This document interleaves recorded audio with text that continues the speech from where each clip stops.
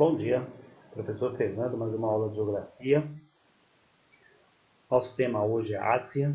Eu posso expressar como Ásia ou continente asiático. Vou estar falando da mesma região. Num primeiro momento, fazer uma introdução sobre o assunto.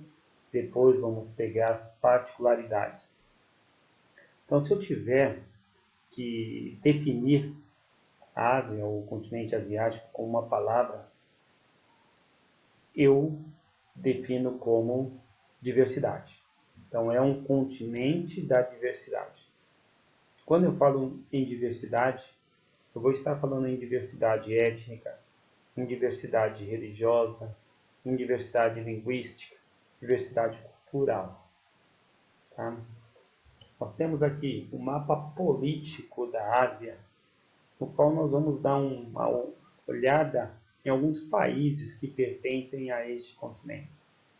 Nós temos a China, muito trabalhada hoje, nós temos a Índia, nós temos a Rússia, nós temos o Japão, Irã, Iraque, Indonésia, Tailândia, Coreia do Norte, Coreia do Sul.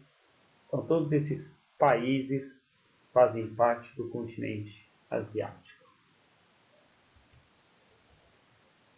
Aqui eu coloquei algumas imagens, que retratam algumas regiões da Ásia. Então eu tenho a modernidade de Hong Kong, por exemplo. Eu tenho a histórica, as muralhas da China, templos religiosos, palácio de Taj Mahal. Então eu tenho uma série de imagens que expressam um pouquinho do continente asiático. A Ásia tem mais ou menos 44,5 milhões de quilômetros quadrados. É o continente mais extenso do mundo. Então, um terço da Terra é composto pelo continente asiático. Também tem a maior população. Tem 4,3 bilhões de habitantes. 60% da população da Terra. Aí se nós pegarmos, por exemplo, os dois primeiros países em termos de população, são países do continente asiático. Então eu pego aí a China, que tem mais de 1 bilhão e 400 milhões de habitantes, é o país mais populoso do mundo. Eu pego a Índia, com 1 bilhão e 360 milhões de habitantes, é o segundo país mais populoso do mundo. Então, a Ásia é extremamente populosa. Eu tenho também as fronteiras do continente asiático. Ao norte eu tenho as águas frias do mar glacial ártico. Ao sul eu já tenho as águas quentes do Oceano Índico. Aí eu tenho a oeste, a oeste eu tenho o continente europeu como fronteira, através dos chamados Montes Urais. Eu tenho o Mar Negro, eu tenho o Mar Cáspio, eu tenho a cadeia do Cáucaso, que também faz fronteira, assim como a África, pelo Mar Vermelho e pelo Istmo de Suez. Vamos falar um pouquinho de relevo, e dentro deste contexto eu coloquei um mapa de relevo do continente asiático. Nós vamos falar muito de uma cadeia montanhosa do Himalaia. Nós vamos falar de uma grande planície, de depressão. Então nós vamos fazer um levantamento completo sobre o relevo do continente asiático. Vem aqui, no que se refere ao relevo. Na Ásia encontram-se as grandes cadeias montanhosas do mundo, chamada Cordilheira do Himalaia, no qual nós temos o Monte Everest, o ponto mais alto da superfície terrestre, 8.848 metros de altura. Nós temos algumas montanhas importantes nessa região, e esse conjunto montanhoso montanhas com mais de 4.000 metros de altura, faz essa região ser conhecida como o teto do mundo. Eu também tenho grandes depressões, como depressão no Mar Morto, né, na região de Israel e Jordânia, 365 metros abaixo do nível do mar. Eu tenho algumas regiões de planícies, essas planícies com terras férteis, próximas a rios, que são as regiões mais densamente povoadas do continente asiático. Então eu tenho planícies como a Indo-Gangética, né? O Rio Indo, o Rio Ganges. Nós temos a planície do Rio Amarelo, o Huangpu. Nós temos a planície do Rio Azul, a Yangtze-Kiang. Nós temos as planícies dos rios Tigre e Eufrates, no Iraque, na antiga Mesopotâmia. E nós temos também a planície de Mekong, né, na Tailândia. E aí nós temos essas diferenças de relevo com um clima muito característico da região, o chamado regime das monções. Para quem não lembra o regime das monções, tá? Eu tenho as monções de inverno e tenho as monções de verão. As monções de inverno, cujos ventos sopram do oceano para o continente. Vai trazer as brisas úmidas vindas do oceano, vai trazer as chuvas, o período em que eles cultivam, né? Essas chuvas duram quase que 6 meses. Em contrapartida, eu tenho as monções de inverno, os ventos soprando do continente para o oceano. Vai trazer um período de estiagem. É o período onde eles colhem. Determina também uma variedade muito grande de clima, que vai do equatorial, na parte mais ao sul, até o polar, na parte mais ao norte.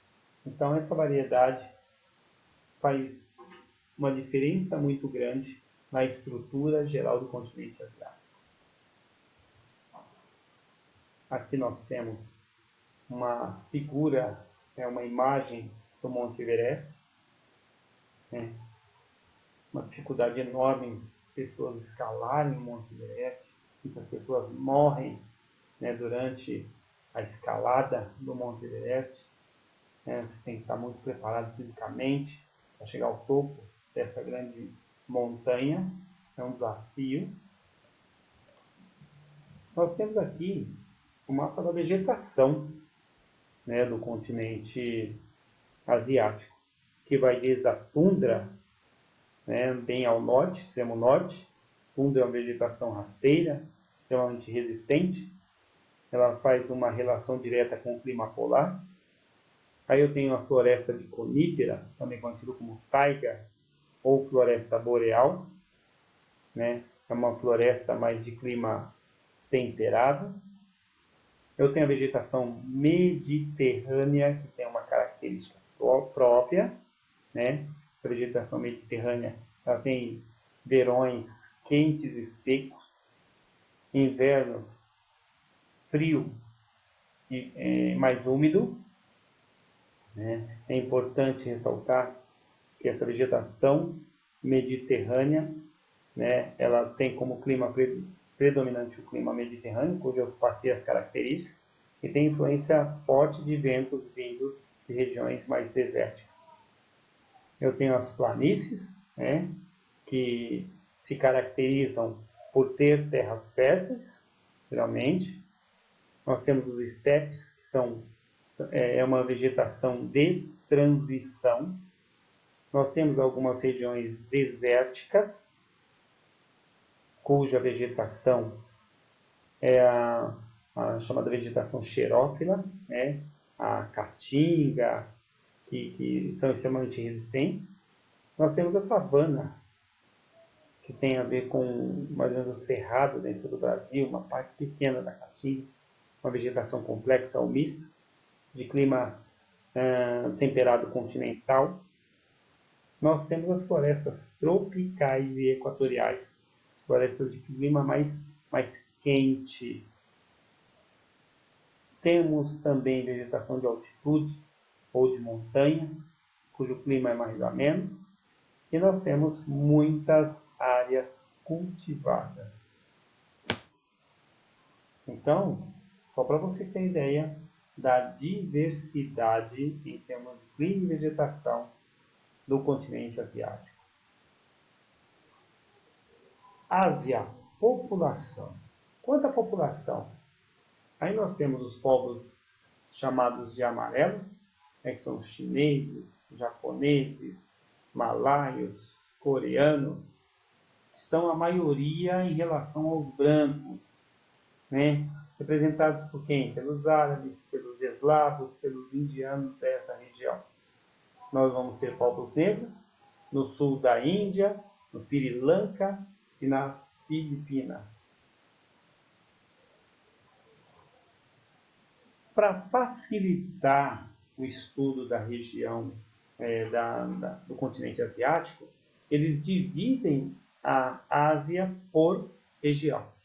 Então, nós vamos ter a região central, nós vamos ter o Oriente Médio, que é uma das regiões mais estudadas no mundo. Nós temos a chamada Ásia Meridional, que é a parte onde fica a Índia, também muito estudada. Nós temos o Sudeste Asiático e nós temos a Ásia Oriental, ou Extremo Oriente, no qual nós temos a China, nós temos o Japão.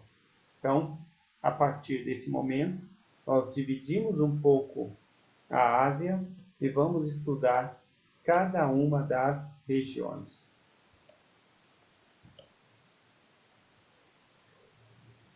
Então, Ásia Ocidental, conhecida como Oriente Médio, como eu disse para vocês, é uma região de geopolítica mundial. É a primeira região do continente asiático no qual nós vamos estar estudando.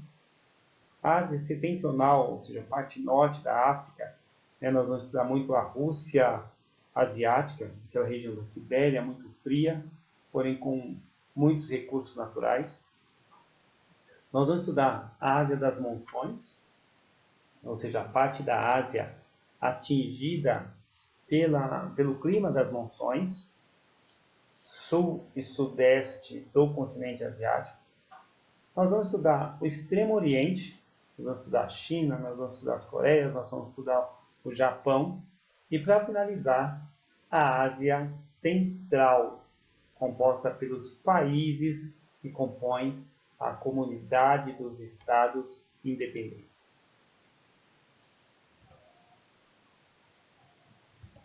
Espero que vocês tenham compreendido o conteúdo. Na próxima aula começaremos a estudar as regiões do continente asiático. Uma boa semana para vocês e até a próxima.